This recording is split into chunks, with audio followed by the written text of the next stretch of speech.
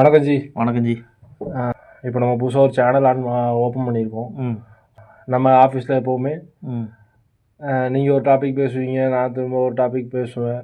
நமக்குள்ளே ஒரு கான்வர்சேஷன் போயிட்டே இருக்கும். பேசுகிறத ஓகே நம்ம யூடியூப்பில் போடலாம் அப்படின்னு நீங்கள் ஒரு ஐடியா சொன்னீங்க. ஸோ ஒரு புது முயற்சியாக பண்ணுறோம். ஸோ அது மக்கள் நீங்கள் தான் சப்போர்ட் கொடுக்கணும். நம்மளுடைய சேனல் பேர் பீப்புள்ஸ் தாட். எங்களோட தாட்ஸும் வியூஸும் ஒரு பொதுமக்களாக, ஒரு வெகுஜன மக்களாக என்ன நினைக்கிறாங்க, ஒரு விஷயத்தை எப்படி அணுகுறாங்க அப்படிங்கிறத நம்ம பேசுவோம். ஸோ இப்போ இன்றைக்கி என்ன பார்க்க போகிறோம்? இன்றைக்கி பார்த்திங்கன்னா தமிழ்நாட்டில் எலெக்ஷன் முடிஞ்சிருக்குது. கண்டிப்பாக 2026 எக்ஸிட் போல்ஸை பற்றி பேசலாம். ஒவ்வொரு கருத்து கணிப்பும் எப்படி இருக்குது, பொதுவாக எலெக்ஷன் எப்படி நடந்தது, எந்த தருவாயில் நடந்தது, எப்படி நடந்தது, மக்கள் எலெக்ஷனுக்கு எப்படி பொதுவாக சப்போர்ட் பண்ணாங்க, அதை பற்றி நம்ம இன்றைக்கி பேச போகிறோம். May 4th ரிசல்ட் வருது. May 4th ரிசல்ட் வருது. ஸோ அதுக்கு முன்னாடி இவங்க கருத்து கணிப்புன்னு நிறைய திணிப்புகள் பண்ணிக்கிட்டு இருக்காங்க. ஸோ அதை நம்ம பார்ப்போம். அதுக்கு முன்னாடி எப்படி ஒவ்வொரு கட்சியும் நம்ம அலாசி பார்ப்போம். ஆமாம். ஃபஸ்ட்டு நம்ம ஆளும் கட்சி டிஎம்கே, ஆளும் கட்சியாக இருக்கிறதுனால ஃபஸ்ட்டு டிஎம்கேவை பற்றி எடுப்போம். 2021 பார்த்திங்கன்னா டிஎம்கே வச்ச பிரச்சாரத்தோடைய இது நல்லா பொதுமக்கள் மத்தியில் அவங்களோட வாக்குறுதிகளாகட்டும் எல்லாமே நல்லா மக்கள்கிட்ட ரீச் ஆச்சு. குறிப்பாக பார்த்திங்கன்னா இலவச பஸ் பெண்களுக்கு அது பார்த்திங்கன்னா ரொம்ப உதவியாக இருந்தது. வேலைக்கு செல்கின்ற பெண்களாகட்டும், நடுத்தர வர்க்க பெண்களாகட்டும், எல்லாத்துக்குமே அது உதவியாக இருந்தது. அப்புறம் மகளிர் உரிமை தொகை இருக்குது, அது இருக்குது. நீட் ரத்து பண்ணுறோம்னு சொன்னாங்க. அதுவாக விவசாய கடன் தள்ளுபடி எல்லாமே சொன்னாங்க. அதெல்லாம் மக்கள் கடன் தள்ளுபடி பண்ணாங்க. ரெண்டாவது பார்த்திங்கன்னா டிஎம்கே போன தடவை 2021 ரொம்ப பிரச்சாரம் ரொம்ப தீ மாதிரி இருந்தது. டிஎம்கேவோட கூட்டணி வச்சுருந்த கம்யூனிஸ்ட் ஆகட்டும், விசிகே ஆகட்டும், மதிமுக ஆகட்டும், இவளுடைய பிரச்சாரங்கிறது பார்த்திங்கன்னா ரொம்ப அதிகமாக இருந்தது, தீயாக இருந்தது. இந்த தடவை அது அப்படியே ரிஃப்ளெக்ட் ஆச்சா? 21 நடந்தது 26 ரிஃப்ளெக்ட் ஆச்சானா எனக்கு தெரிஞ்சு இல்லை. குறிப்பாக பார்த்திங்கன்னா நம்மளுடைய துணை முதல்வர் 21 ரொம்ப பிரச்சாரம் எடுபட்டுது, வெகுஜன மக்கள் மத்தியில் எடுபட்டுது. ஆனால் இந்த தடவை அவருடைய பிரச்சாரங்கிறது ரீச் ஆச்சாங்கிறது மக்கள் மத்தியிலேயே விட்டுறேன். இல்லை ஜி, அது என்னன்னா போன வாட்டி ஒரு பொது பிரச்சனையை, ஒரு பொதுவாக இருக்கிற பிரச்சனையை அவர் கையில் எடுத்துட்டு பிரச்சாரம் பண்ணார். இந்த வாட்டி வெறுமனையே ஒரு எடப்பாடியை இபிஎஸ்ஸை மட்டும் அடிக்கிறதுலையே அவரை பற்றி குறை சொல்கிறது, அவரை ஃபோக்கஸ் பண்ணி தான் இந்த வாட்டி உதயநிதியோட பிரச்சாரம் வச்சுன்னு நான் பார்த்தேன். நீங்கள் சொன்னது என்னென்னா போன தடவை மாதிரி இந்த தடவை டெவலப்மெண்ட்டை நோக்கி, குட் கவர்னன்ஸை நோக்கி ஒரு நீட்டை நான் இது பண்ணுவேன் அப்படின்னாரு. எய்ம்ஸ் வரல அப்படின்னு செங்கலுக்கு தூக்கிட்டு பிரச்சாரம் பண்ணாரு. ஸோ அந்த மாதிரி ஒரு டெவலப்மெண்ட்டை ஃபோக்கஸ் பண்ணியும், இல்லை நான் இதை பண்ணுவேன், இதை பண்ணல, இதெல்லாம் நான் அடுத்த ஆட்சிக்கு வந்தால் நாங்கள் பண்ணுவோம் அப்படிங்கிற மாதிரி ஒரு இதில் அவர் போன மாதிரி இன்னும் கொஞ்சம் எஃபெக்டிவாக இருக்கும். அவர் ஒன்லி இபிஎஸ் இது டார்கெட் பண்ணதுனால மட்டம் தட்டுற மாதிரியே பண்ணிட்டு இருந்தாரு. ஸோ அது அந்த அளவுக்கு ரீச் ஆன மாதிரி எனக்கு தெரில. ரெண்டாவது பார்த்திங்கன்னா எதிர்கட்சின்னு சொல்லிக்கிட்டு இருக்கிற ஏடிஎம்கேவோடைய நிலைமை என்னென்னா பரிதாப நிலைமையாக தான் இருக்குது. என்னென்னா அவர் கட்சியில் இருந்தவர் பார்த்திங்கன்னா 3-4 குரூப்பாக பிரிஞ்சுட்டாங்க. ரீசெண்டாக பார்த்திங்கன்னா கேஎஸ் கோபிச்செட்டிப்பாளையத்தில் பிரிஞ்சிருக்கிறாரு. அப்புறம் பார்த்திங்கன்னா அவர் கட்சியிலேயே இருக்கிறவர் டிஎம்கேலையும் ஜாயின் ஆகிருக்கிறாங்க, புது நியூ பிளேயர்ஸ்க்கும் போயிருக்கிறாங்க. ஸோ இது அவைகளுக்கு மைனஸாக தான் இருக்குது. இன்னொரு பெரும் மைனஸ் என்னென்னா பிஜேபி அலையன்ஸ் வச்சது பார்த்திங்கன்னா அது ஒரு மைனஸ் தான். ஏன்னா பிஜேபி 2021 பேக் ஃபயர் ஆனிச்சு. பாராளுமன்ற எலெக்ஷன் 2021 இன்ஃபேக்ட் பிஜேபியோட கூட்டணி வைக்கலினா ஏடிஎம்கே இன்னொரு 10-11 சீட்டு ஜாஸ்தியாக இருக்கிறதுக்கு தான் வாய்ப்பு இருந்திருக்கும். அவங்களுக்கும் இவங்களுக்குள்ள டிஃப்ரென்ஸே வெறும் 5% தான். டிஎம்கே 37, இவங்க 33, ஒரு 4% தான் டிஃபரன்ஸ். அப்படியே சுலபமா டிஎம்கே பார்த்திங்கன்னா இந்த சிறுபான்மையினரோட அறுவடை அப்படியே பிரிச்சுட்டாங்க. இப்போ அந்த சிறுபான்மையினர் ஓட்டை பிரிக்கிறதுக்கும் ஒரு ஆள் வந்தாச்சு. அதனால டிஎம்கேயோட ஓட்டுலையும் பாதியை ஒரு ஆள் தூக்கிட்டு போறாரு. ஸோ அதை பற்றி பேசுங்க. நீ தேர்ட் ஃப்ரண்ட் பார்த்தீங்கன்னா டிவிகே நியூ பிளேயர் சினிமாவில் நடித்து விட்டு இப்போ அரசியலுக்கு வந்திருக்கிறாரு. பெரிய ஃபேமோட வராரு. ஸோ இவருக்கு ஒரு முழு நம்பிக்கை யாருன்னா சிறுபான்மையினர், கிறிஸ்துவர்கள், முஸ்லீம்கள், இந்து சிறுபான்மையினர். என்னன்னா எல்லாரும் சொல்கிற மாதிரி தற்கொலைங்கிறாங்க. நீ அப்படி சொல்லக்கூடாது. ஏன்னா வந்து நல்ல ஒரு கார்ப்பரேட் கம்பெனியில் வேலையில் இருக்கிறவர்களும் பார்த்தீங்கன்னா விஜய் ஃபேன்ஸாக இருக்கிறவங்க. இப்போ ஃபேன்ஸுங்கிறத விடச்சு அரசியல் புரிதலோட நிறைய இருக்கிறவங்களே இல்லை இந்த வாட்டி அவருக்கு ட்ரை பண்ணலாமே. நடுநிலையான மக்கள் வந்து ஏன் நான் வந்து புது பிளேயருக்கு ஓட்டு போடக்கூடாது. ஏன்னா அவங்க வந்தாங்க, இவங்க வந்தாங்க, வந்து என்ன செஞ்சாங்க, நாங்கள் அப்படியே தான் இருக்கோம். ஸோ இவருக்கு ஒரு சான்ஸ் கொடுக்கலாம், கொடுத்து பார்க்கலாம். கொடுத்தா இவர் என்ன பண்ணுறாருன்னு பார்க்கலாம், அட்லீஸ்ட் ட்ரை பண்ணலாம். அப்படி நல்லா இல்லைன்னா பேக் டு அவ்வளோதான், டிஎம்கே இல்லைன்னா ஏடிஎம்கே ஒரு சான்ஸ் கொடுத்து பார்க்கலான்னு தான் வெகுஜன மக்கள் நினைக்கிறாங்க. ஸோ அது வந்து சிறுபான்மையின மக்களும் சரி, நடுநிலையாக இருக்கிறவங்க எல்லாருமே வந்து அந்த தாட்டும் இருக்குது. டிஎம்கேக்கு என்ன ஒரு மைனஸ்னா ஆன்டி இன்கம்பன்சி. ஏடிஎம்கேக்கு பெரிய மைனஸ் என்னன்னா பிஜேபி. இப்போ புது பிளேயருக்கு என்ன ப்ளஸ்னா இதெல்லாம் தான் ப்ளஸ். ஆமாம், இதெல்லாம் தான் ப்ளஸ். ஃபோர்த்து பிளேயர் வந்து நாம் தமிழர் கட்சி இருக்கிறாரு. அவர் வந்து பார்த்தீங்கன்னா ஒன் மேன் ஆர்மி தான். சீமான் அவர் ஒரு சின்ன ஸ்ட்ராட்டஜி மிஸ்டேக்னு தான் நான் சொல்லுவேன். ஒரு புது பிளேயர் வராரு, வர்றதுக்கு முன்னாடி அவருக்கு நல்லா சப்போர்ட் பண்ணீங்க. எனக்கு தெரிஞ்சு ஒரு லாஸ்ட்டு ஒரு அந்த கத்திப்படை இஷ்யூல இருந்தே ஒரு 2014 அது தமிழன்கிற அடிப்படையில் ரொம்ப சப்போர்ட் பண்ணார். மாநாடு நடத்துறதுக்கு முந்தின நாள் வரை சப்போர்ட் பண்ணாங்க. ஸோ அங்கே வச்சு இவங்களுக்கு அந்த மாநாட்டுக்கு அப்புறம் ஸோ ஒரு ஐடியாலஜி, எங்கள் ஐடியாலஜி வேறு, இவங்க ஐடியாலஜி வேறு, இவர் என்ன எப்படி பண்ணுறாரு அப்படின்னு சொல்லிட்டு அதோட நிறுத்திருக்கணும். நிறுத்திட்டு அவரோட டெவலப்மெண்ட்டை நோக்கி ரெண்டாவது ஆளும் கட்சியை எதிர்த்து பிரச்சாரம் பண்ணியிருந்தாருன்னா இருக்கிற ஓட்டை விட ஒரு அதிகப்படுத்திருக்கலாம். ஓட் பர்சன்டேஜ் நிச்சயமாக அதிகப்படுத்தி இருந்திருக்கிறதுக்கு வாய்ப்பு இருந்தது. கிராஜுவலாக இன்க்ரீஸ் ஆகிட்டே வராரு. 2, 4, அதுக்கப்புறம் 6.6, 8.8, 8.2 அப்படிங்குன்னு எனக்குமே இந்த ஸ்லோ அண்ட் ஸ்டடி மாதிரி வாராரு. ஸோ இந்த வாட்டி அவரோட ஸ்ட்ராட்டஜி மிஸ்டேக் ஆனதுனால அவருக்கு பேக் ஃபயர் ஆகி அது ஒரு 1-2% குறையறதுக்கு வாய்ப்பு நிறைய இருக்கு. ஆனால் தக்க வைப்பாரானா அதுவும் கொஞ்சம் சான்சஸ் இருக்குது. ஆனால் இன்க்ரீஸ் ஆகுமாங்கிறது வாய்ப்பு ரொம்ப டவுட்டு.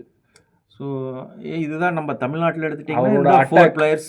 மற்ற பிளேயர்ஸ் எடுத்துட்டிங்கன்னா சசிகலாவும் பாமகலேருந்து பிரிஞ்சு வந்த டாக்டர் ஐயா அவர்கள் சேர்ந்து ஒரு அது எந்த அளவுக்கு தாக்கத்தை உண்டாக்கும்னா அந்தந்த சொந்த தொகுதியில் கண்டிப்பாக தாக்கத்தை உருவாக்கலாம். ஒரு 500-1000 ஓட்டு பிரிச்சாலே வித்தியாசம் வந்து 1000 ஓட்டுல ஒருத்தர் ஜெயிச்சாருன்னா இவங்களுடைய தாக்கம் அப்பதான் அவருக்கு புரியும், தோந்தவர்களுக்கு புரியும் கண்டிப்பா, பார்க்குறவங்களுக்கு. ஆனா அவங்களோட தாக்கம் எங்க இருக்குன்னா சவுத் சைட்ல கண்டிப்பா இருக்கும். பாமக அது டாக்டர் ஐயா அது வந்து வட தமிழகத்துல இருக்கும். அட்லீஸ்ட் ஒரு 10 தொகுதி 20 தொகுதி டோட்டல் ரொம்ப வேண்டாஞ்சி. அட்லீஸ்ட் ஒரு 1000 ஓட்டம் ஒரு 2 பிரிச்சாங்கன்னா இந்த எலெக்ஷன்ல 500 ஓட்டுலையும் 1000 ஓட்டுலையும் வெற்றியை நிர்ணயிக்கிறதுக்கு சான்சஸ் அதிகமாக இருக்கு. தோந்தவங்க ரொம்ப வருத்தப்படுறதுக்கு. ஆமாம், ஏன் அப்படின்னா அந்த பர்சன்டேஜ் வந்து ரொம்ப கிட்ட தான் வந்துட்டு போகுது 3 கட்சிக்குமே. சரி, டிஎம்கே, ஏடிஎம்கே, இது டிவிகே, இந்த 3க்குமே ரொம்ப க்ளோஸாக வந்து தான் வெற்றியை டிசைட் பண்ண முடிய போகுது. ஸோ அந்த டைமில் நாம் தமிழர் கெயின் பண்ணுற ஓட்டும் இவங்க சசிகலாமையார் கெயின் பண்ணுற ஓட்டும் தான் டிசைடிங் ஃபேக்டராக இருக்க சான்சஸ் இருக்குது. 1000 ஓட்டு 2000 ஓட்டு 3000 ஓட்டு வித்தியாசத்தில் ஜெயிக்கிறவங்க வந்து இது இந்த ஃபேக்டர்ஸு டிசைடிங் ஃபேக்டராக இருக்கலாம். இப்போ வந்து பார்த்திங்கன்னா கூட்டணியில் வந்து புதுசாக வந்திருக்குது. எதுனா பார்த்திங்கன்னா டிஎம்கேக்கு விஜயகாந்த் கட்சி வந்திருக்குது. அதனால் டிஎம்கேக்கு பலமான என்னால் உறுதிட்டு கூற முடியல. இல்லை ஜி, கண்டிப்பாக வந்து பலமானு கேட்டிங்கன்னா பலம் இல்லை. டிஎம்கேக்கு ஒரு 10 சீட்டு வேஸ்ட்டு. ஏன் விட்டு கொடுக்க அப்படின்னா வேண்டியதாயிடுச்சு. அவங்களோட பெர்சன்டேஜ் வந்து இப்போ சீமானன் எடுத்துக்கோங்களேன், கிராஜுவலா இன்க்ரீஸ் ஆயிட்டு இருக்குது. ம்.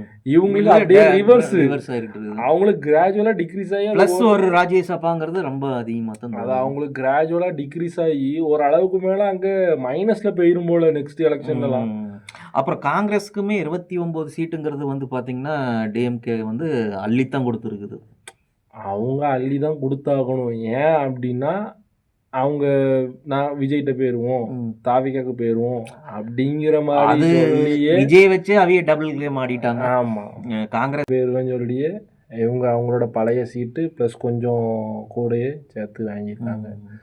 அது வந்து மேலிடத்துக்கு உடன்பட்டுச்சா அப்படின்னு கேட்டீங்க அப்படின்னா அது உங்களுக்கே தெரியும். ராகுல் காந்தி 2 நேரம் வந்தார், வந்துமே முதல்வரை சந்திக்கலாம்.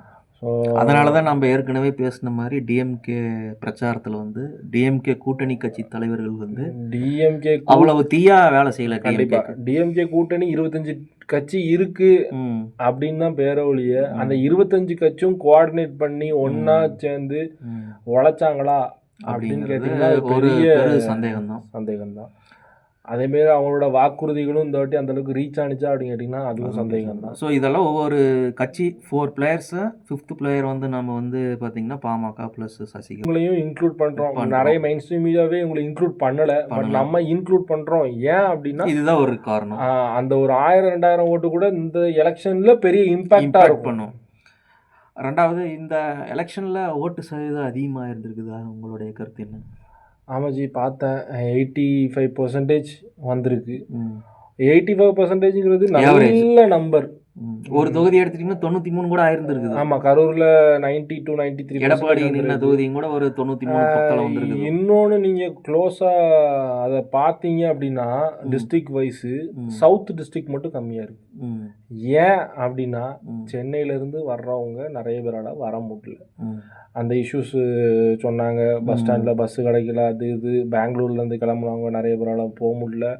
ஸோ நிறைய இஷ்யூஸ் இருந்ததுனால அவையிலும் பார்த்தீங்கன்னா ஒரு நாளைக்கு முன்னாலேயே ஓட்டு போடுறதுக்கு நம்ம ஜனநாயக கடமை ஆட்ட வேணும்னு ஒரு கரெக்டோட ஒரு நாள் 2 நாளைக்கு முன்னாலேயே போயிருந்துருக்கோம். கரெக்டு. ஆனால் என்ன அப்படின்னா பஸ்ஸு இந்த அளவுக்கு ப்ரொவைட் பண்ண முடியலை அப்படின்னு தெரிஞ்சிருந்தா எலெக்ஷன் கமிஷன் பிஃபோர் 1 டே ஆல்சோ லீவ் கொடுத்துருக்கணும். அவங்க வந்து எலெக்ஷன் அன்னைக்கு நம்ம இதையுமே எலெக்ஷன் கமிஷன் வந்து கவர்மெண்ட் கிட்ட முன் வைக்கலாம். எலெக்ஷன் டைம்ங்கிற போது எலெக்ஷனுக்கு முந்தின நாளுமே லீவு கொடுங்க, எலெக்ஷன் அன்னைக்கும் லீவ் கொடுங்க, எலெக்ஷனுக்கு அடுத்த நாளுமே லீவ் கொடுங்க. ஏன்னா வந்து பெரும்பான்மையாக வந்து பார்த்தீங்கன்னா தனியார் நிறுவனங்களில் வேலை செய்கிறாங்க வெளியூரில் வந்து பார்த்தீங்கன்னா கவர்மெண்ட்டு சம்பந்தமான வேலை செய்கிறாங்க. அவையெல்லாம் போயிட்டு வர்றதுக்கு டிரான்ஸ்போர்ட்டேஷன். இப்போ ஹோட்டலில் வேலை பார்க்குறவங்க அவங்கெல்லாம் வந்து இப்போ அந்த ஓனர் வந்து அந்த ஒரு நாள் லீவ் விடுறது கஷ்டம். இன்னைக்கு எலெக்ஷன்னா நேற்றுமே லீவ் விட்டுருந்துருக்கணும், இன்றைக்கும் லீவ் இருக்கணும், நாளைக்கும் லீவ் இருக்கணும். 3 நாள் லீவ் கொடுத்துருந்தீங்கன்னா அவை வந்துட்டு போகிறதுக்கு தொந்தரவு இல்லை. அட்லீஸ்ட் 2 days முந்தின நாள் ஆட்டும் அட்லீஸ்ட் கொடுத்துருக்கலாம்.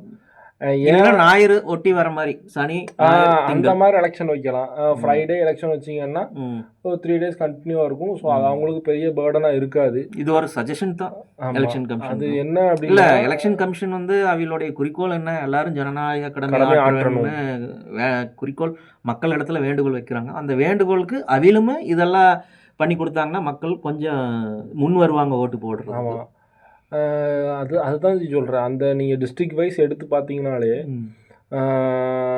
தூத்துக்குடி 79, இது கன்னியாகுமரி தான் இருக்கிறதுலே லீஸ்ட் 77 பாயிண்ட் சம்திங்.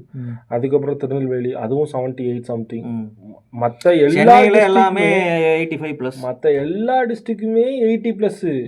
அந்த லீஸ்ட் நீங்கள் பார்த்தீங்கனாலே சவுத் சைடு தான். ஏன் அப்படின்னா சென்னையிலேருந்து கிளம்புனவன் அவன் போய் ரீச் ஆகிறதுக்குள்ள எலெக்ஷனுக்கு முடிஞ்சிட்டு. ஸோ நீ அதுக்கப்புறம் டோக்கன் சிஸ்டத்தில் போட வச்சேன் அப்படின்னாலுமே இருந்தாலுமே அங்கே சில பேரால் போட முடியலை. அதுதான் நிதர்சனமான உண்மை. அப்புறம் என்னுடைய கருத்து என்னென்னா, இந்த எலெக்ஷனில் வந்து அதிக போலானதுக்கு காரணம் வந்து எஸ்ஐஆர்னு ஒரு தரப்பும், இன்னொரு தரப்பு வந்து பார்த்திங்கன்னா அதிகமாக ஓட் பர்சன்டேஜ் ஆனதுக்கு நியூ பிளேயர் விஜய்னு ஒரு காரணம். இது எப்படி நாம் கண்டுபிடிப்போம்னா, டிவிகேவுடைய ஓட் பர்சன்டேஜ் 25% 35% வரைக்கும் வந்ததுன்னா இது அதிகமாக ஓட் பர்சன்டேஜ் வந்த காரணம் டிவிகேன்னு நம்ம சொல்கிறதுக்கு வாய்ப்பு இருக்குது. இது டிவிகே வந்து 25% வாங்கலை, 25%க்குள்ளே தான் வந்திருக்குது, 20%க்குள்ளே தான் வந்திருக்குதுன்னா எஸ்ஐஆரும் ஒரு பெரும் காரணம். எஸ்ஐஆர்னால ஒரு 6-7% ஒவ்வொரு தொகுதிக்கும் அதிகமாக இருந்திருக்கலாம். ஓகே, கரெக்டு தான். ஆனால் எஸ்ஐஆர் இருந்தாலுமே போன வாட்டி போலான ஓட்டை விட நியர்லி 20 to 25 lakhs ஓட்டு வந்து எக்ஸ்ட்ரா ஆயிருக்குது. பார்த்தீங்கன்னா எக்ஸிட், அதாவது ஓட்டு பதிவான பிற்பாடு எக்ஸிட் போல்ஸ் எடுத்துருக்குறாங்க. அதனுடைய கணக்கு பார்த்தீங்கன்னா பெரும்பான்மையான நிறுவனங்கள் வந்து பார்த்திங்கன்னா ஆளும் கட்சி டிஎம்கே தான் ஆட்சி அமைக்கும் அப்படின்னு சொல்ல வராங்க. எல்லாருமே ஆவரேஜாக எவ்வளோ கொடுத்துருக்குறாங்கன்னா 127லேருந்து 145 தான் தந்துருக்குறாங்க. ஏடிஎம்கேக்கு 60லேருந்து போன தடவை எவ்வளோ எடுத்ததோ அதே எண்ணிக்கையில் தான் கொடுத்துருக்குறாங்க. 80 to 90க்குள்ளே தான் நிற்கிது. 90 அதிகம், 85க்குள்ளே நிற்கிது, 80க்குள்ளே நிற்கிதும். அதர்ஸ்னு பார்த்தீங்கன்னா அந்த அதர்ஸில் சீமான் மற்றவைகளுக்கு ஒரு 6லேருந்து 18 கொடுத்துருக்குறாங்க. ஒரே ஒரு கருத்துக்கணிப்படுத்த நிறுவனம் 2 பேருங்களா, 2 பேரும் என்டிடிவியும் வந்து விஜய் ஆட்சி அமைக்கலாம் அப்படின்னு சொல்றாங்க. 110லேருந்து 125 கொடுத்துருக்காங்க. ஸோ அந்த 2, அதுக்கப்புறம் ஒரு 3-4 பேர் வந்து டிஎம்கே தான் ஆட்சி அமைக்கிறாங்க. இன்னும் ஒரே ஒரு ஆள் ஜேவிசிங்கிற ஏஜென்சி நிறுவனம் ஏடிஎம்கே ஆட்சி அமைக்கும் அப்படின்னு சொல்றாங்க. மே 4ஆம் தேதி நம்மளுடைய எலெக்ஷன் முடிவுகள் வெளியாக இருக்கிறது. அதை பார்த்துட்டு நாம் எந்த நிறுவனங்கள் வந்து கிட்டத்தட்ட கரெக்டாக கணிச்சிருக்கிறாங்க. நான் கணிக்கிறதுங்கிறது வந்து கரெக்டாகவே கணிக்க முடியாது, அட்லீஸ்ட் நியர்பை. ஆமாம், அது உண்மைதான் ஜி. ஏன்னா இவங்க வந்து ஒரு 1.5 லட்சம் 2 லட்சம் வாக்காளர்களுக்கு ஒரு தொகுதியில் இவங்க எடுக்கிறது வெறும் 300 to 500 சாம்பிள்ஸ். அது எப்படி மீதி இருக்கிற 1,40,000 சில்லறை அவங்க ஃபேவராகவும் வரலாம், வராமையும் போகலாம். அட்லீஸ்ட் நியர்பை இருக்குதான்னு பார்ப்போம். ஸோ May 4th வந்து ரிசல்ட் வருது. 8:30 8 o'clockலாம் ஆரம்பிச்சிருவாங்க. ஸோ நம்ம வந்து அன்னைக்கும் ஒரு வீடியோ போடலாம் எந்த அளவுக்கு பர்சன்டேஜ். ஏன்னா ஆஃப்டர்நூனுக்குள்ளே ஓரளவுக்கு தெரிஞ்சிடும் அந்த ட்ரெண்ட் எப்படி போகுது. கடைசி நிலவரம் 3-2 வரைக்கும் போகிறதுக்கு கூட வாய்ப்பு இருக்குது. ஆஃப்டர்நூனுக்குள்ளே ஒன் சைடு லேண்ட்ஃபால் மாதிரி ஆயிடுச்சுன்னா சீக்கிரமாகவே நம்மளுக்கு தெரிய வந்துடும். முதல் 11 மணிங்கிற போதே ஓரளவுக்கு தெரிய வந்துடும். டிஎம்கே 150 இடமா, இல்லை ஏடிஎம்கே 150+, இல்லை விஜய் 150. ஏன்னா எப்படி பார்த்தாலும் ஒரு 20 தொகுதி இல்லை ஒரு 10 தொகுதி தான் இழுவரியில் போயிட்டு இருக்கும். இப்போ பார்த்தீங்கன்னா neck to neck fight, DMK 80, ADMK 80, தாவாகா 80, மொத்தம் 230 சில்லறைனா அதில் வேணால் தெரிய வரும். பார்ப்போம் என்னன்னு. ஸோ அன்னைக்கு நம்ம மத்தியானமும் ஒரு வீடியோ போடுவோம், அந்த ட்ரெண்ட் எப்படி போயிட்டு இருக்கு அப்படின்னு செக் பண்ணி பார்க்கலாம். ஸோ இது வரைக்கும் இந்த வீடியோ பிடிச்சிருந்தா நீங்கள் லைக் பண்ணுங்கள், கண்டினியூஸாக ஷேர் பண்ணுங்க, ஆதரவு கொடுங்க.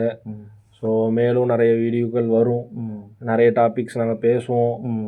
ஸோ எங்களுக்கு தெரிஞ்சதில் நாங்கள் சொன்னதில் ஏதாவது தப்பு இருந்தால் மன்னிக்குவோம், கமெண்ட்டில் சொல்லுங்கள், நாங்கள் திருத்திக்கிறோம்.